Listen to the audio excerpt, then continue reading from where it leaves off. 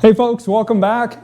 Today we're going to talk about how to sharpen lawnmower blades. And you might be saying, well, I've got somebody else to do that. Maybe, maybe not. But like most homeowners, you probably have some kind of a lawnmower sitting in your garage, either a push style or a riding style that has one or more blades. And keeping them sharp is a key maintenance task that you need to do to make sure that you get a nice clean cut on your grass. So not only does it look even, but the grass is being cut nice and cleanly versus tearing it and getting a nice spread across your lawn. So let's take a look at how to do it and the different ways you can do it depending on what tools you have at your disposal. Now to sharpen that lawnmower blade, we're going to have to take this push mower and tip it over on its side. There is a right way and a wrong way. First thing, always look at your operator's manual if you have it, or if you can find it online, it'll tell you exactly how to do it. We're using a Toro Recycler lawnmower here today, which is a very, very common, popular one. Toro says, turn it over onto the right side towards the exhaust. And there's a reason for that. You want to not get oil up into the carburetor and potentially leak out through the air filter.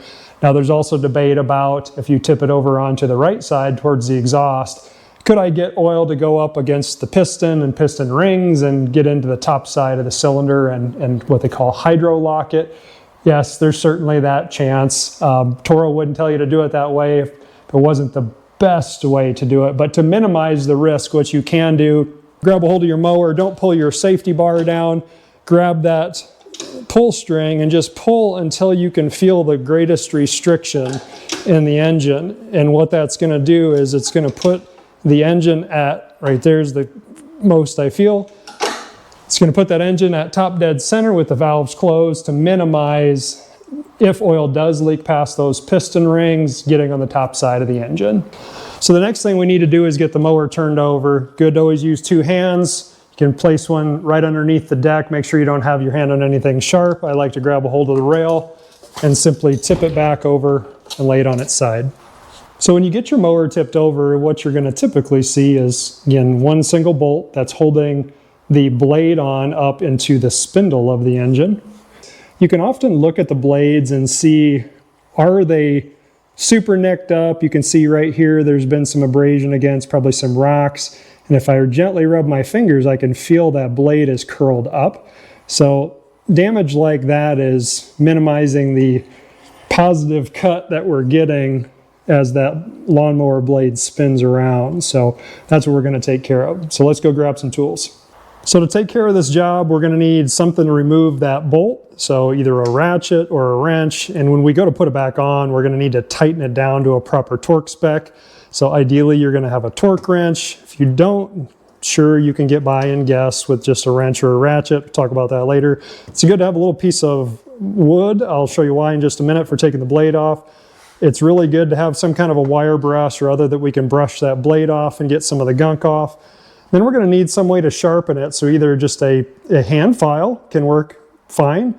A lot of people will use a hand grinder. I like to personally use a flap disc. It's less aggressive.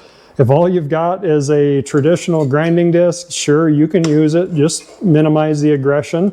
Now, could I go over there and use my pedestal grinder? Absolutely. That's another option, or other specialty tools, but you need a way to sharpen it. And then you need a way to hold that blade down. So either you're going to drop it into a vise, which mine's not mounted currently, potentially have a C-clamp or some other type of clamping, gripping surface or function that will hold it down onto a surface.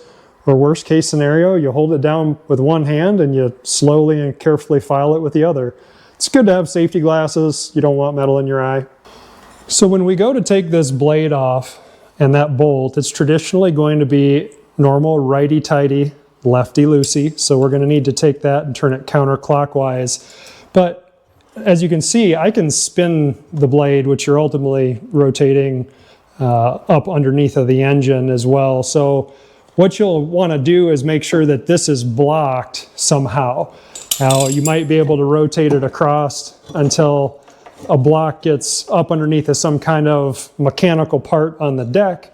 Or frankly, what you can a lot of times do is either just stick your foot there if you have nice heavy boots or shoes on, or a block of wood that you can place your foot on to give some bracing against that blade so that you can take your ratchet and get that bolt loose. So I didn't pull this all the way off yet because I wanted you to see here I've got my bolt, I've got a washer underneath of there, I've got the plate, I've got the blade, and on this one there is not anything on the top. So what is important to understand is when you go to take this off, pay close attention to what your mower has relative to these parts and which orientation. Sometimes these washers are what we refer to as a Belleville, so they'll have kind of a cup to them. So you want to make sure the parts all go in the same direction. There we go. So let's take a look at our blade here so you can see where there's a little nick right here where it looks like it hit a rock or some other foreign object, and how this end is curved up. So we're going to knock that off, and then if we come down to this side, you see very similar here, some damage on the end. Now again, we want to make sure that this bolt and the plate and all this stays in the same orientation. Ideally, I can just leave it, take that off, leave this stacked together, but if you take it apart, be aware of which direction you take it apart. So these blades had been brand new before, and so all we're going to do is try to take and clean off that edge just a little bit to knock off to where it's curled up and give it a, not a razor sharp, but a nice crisp edge again. People may ask, how much is too much wear on a blade? There's no markings on them typically, but I drew some lines on here to show, you know, about how much I know I've seen in the past. People have gone significantly further. There's probably a manufacturer spec that identifies how much is too much. Key thing is keeping your blades balanced so that it doesn't shake the death out of your mower. So before we sharpen this blade, we're going to go ahead and knock all this dried on, crusted on grass from this blade and get it nice and clean. That way, once we do sharpen it, we balance it, we don't have any type of weight that affects the balance from this grass material. Now, wire brush, I might take it over to my pedestal grinder that's got a wire brush on it. I also went and did grab some putty knives so they can scrape that just a little bit easier.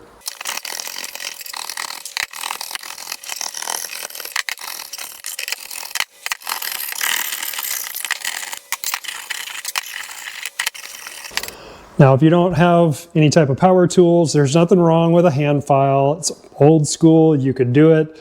Now, with any of these turned up areas right here, it does make it a little bit challenging with a hand file. So you want to have nice, long, even strokes all the way across to try to keep balanced of how sharp you are and how much material taken off. But sometimes you do have to kind of come over to these upright parts and just give them a little hit to try to knock them off before you can do some nice long movements across with the file. To be honest, I never use a file. I have power tools, but you can do that. There's nothing wrong with it. When you are taking material off of any blade, it's important that you take off the same amount on one end as the other to keep that blade balanced and weight like we had talked about, and we'll check it when we're done. Now, if you sharpen with a grinder, again, ideally you're going to have that blade secured so you can use two hands on the grinder. Could you hold the blade and run the grinder with one hand like many people do, myself many times included? Yes. Best thing if you can clamp it down to a surface if you don't have a vise, or if you have a vise, throw it in so you can use two hands on that grinder. Also, don't forget your hearing protection. So when you go to take strokes with that grinder, you want to take from the inside edge all the way out and even strokes. Otherwise, what will happen is you'll start to get more material removed on the outside than the inside. And you try to want to keep that balanced if at all possible. The other thing I always try to do too is count the number of full strokes that I go down the blade on one side. So if I take 5 or 6 strokes on this side, I'll go and do 5 or 6 strokes on the other side. And that's going to typically keep it pretty darn balanced when you go to check it, and probably won't have to do any cleanup.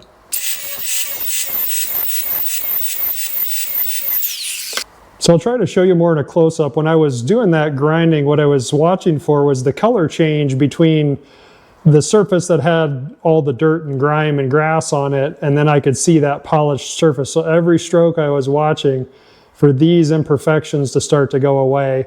Now, you're not trying to get it perfect. There's some nicks and dings in this blade that I'm probably not going to be able to get out unless I really took a lot of material off. It's really not that big of a deal. I'm starting to get a nice surface back on that. Usually when I get done taking my top cuts, I will flip it over and do just one pass on the bottom just to knock that little burr off. But again, similar amount of strokes on one side as the other.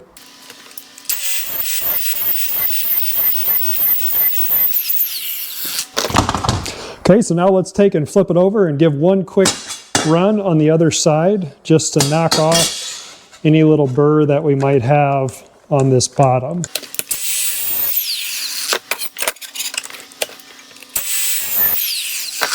So if you count the strokes when you're grinding or filing, you're going to keep it in balance pretty well, especially when that lawnmower blade is new. The older it gets, the easier it is to get it in balance. But what we're going to do is just hang it on a nail that's in a wall, point it out horizontally, and check and see if it stays horizontal or if it tips up one way or the other. The heavy end will tip down, the light end will tip up. So you can see I'm fairly balanced. It looks like it's biasing to the left just a little bit, as if this side is just a little bit heavier than this side. Also keep in mind, when I scraped all the material off, I did the best I could to get it as close as possible. So in this case, similar to an old school balance scale, also you want to make sure your nail's as skinny as possible so it has as little surface area to balance as possible. They do sell different devices you can use for balancing, but here's the reality. If it's like this, we're in good shape. If it's coming like this, you're imbalanced.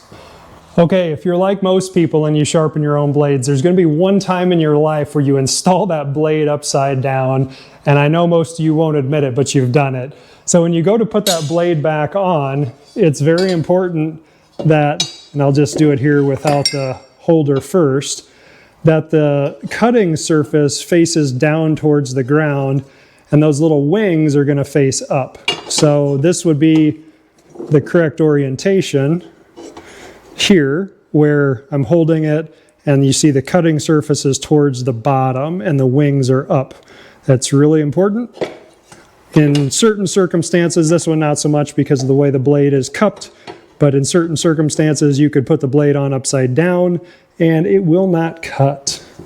Okay, so let's take our holder, remount it back onto the blade, and let's put her all back together. If you feel that bolt start to tension, you're probably cross-threading it, and don't force it. So you should be able to put it in fairly easy until it starts to get snug. Now we have to torque it up.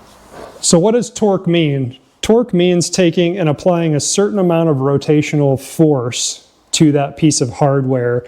Now this particular lawnmower requires 60 foot-pounds of torque. So if I put that into reality, what it means with this wrench, this is about 6 inches long. So if I pushed up with 120 pounds of force at 6 inches, which is 1/2 of a foot, I would be pushing up with 60 pounds of force. Now, I'm going to grab my torque wrench and do this, but if you don't have a torque wrench, that's what I want you to think about. If this is supposed to go at 60 foot-pounds, if I had 1 foot and I pulled up with 60 pounds, that's what it would equal.